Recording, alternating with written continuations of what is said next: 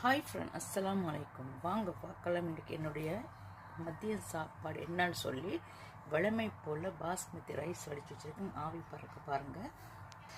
ஆவி பறக்க பறக்க பாஸ்மதி ரைஸ் சரியா. இதில் தேங்காய் போட்டு பாவக்காய் வறுவல் சரியா. நல்லா சின்ன உள்ளி,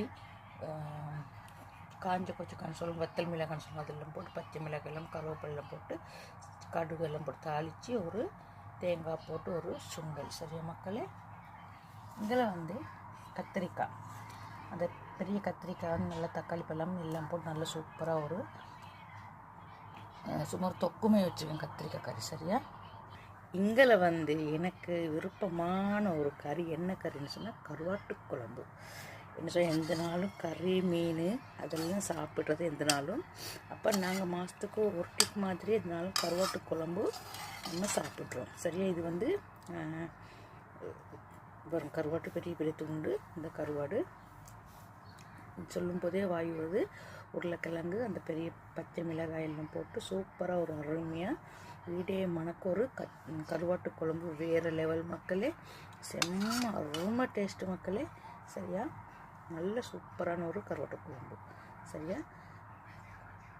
பாருங்கள், உருளைக்கிழங்கு நீட்டமாக வெட்டி போட்டு ஒரு உருளைக்கிழங்கு போட்டு ஒரு கருவாட்டு தொக்கு. இது இடியப்பம், புட்டு, தோசை, வெறும் சாதம் எல்லாத்துக்கும் இன்றைக்கில் கருவாட்டு குழம்பு ருசி. நாளைக்கு தான் செம்ம டேஸ்ட்டாக இருக்கும் சரியா மக்களே. கருவாட்டு குழம்பு என்ன எனக்கு நாளைக்கு டியூட்டி, அதனால் இன்றைக்கி நான் சமைச்சு வச்சுட்டு நாளைக்கு டியூட்டி போகிறனால இன்றைக்கி டைம் இருக்கிற மாதிரி நான் சமைக்கிறேன் சரியா. அதே மாதிரிங்களை இந்த புதினா சரி, இந்த புதினா மற்றது இது தூணசன்னு சொல்லுவாங்க. இது நம்ம நாட்டில் என்ன சொல்கிறதுன்னு தெரியாது. அந்த கொத்தமல்லி இலை மாதிரி மற்றது சரியா.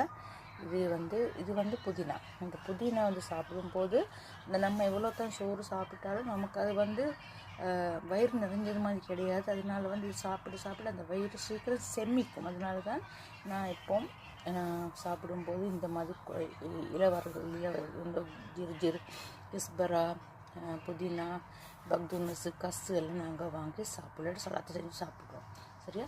இதுதான் மக்கள் என்னுடைய மதியம் சாப்பாடு மக்களே. ஓகே மக்களே, என்னுடைய வீடியோ மறக்காம சப்ஸ்கிரைபர் பண்ணுங்கள், பெல்லை கிளிக் பண்ணுங்கள். அப்போ தான் போகிற ஒவ்வொரு வீடியோ உங்களுக்கு சரி மக்களே.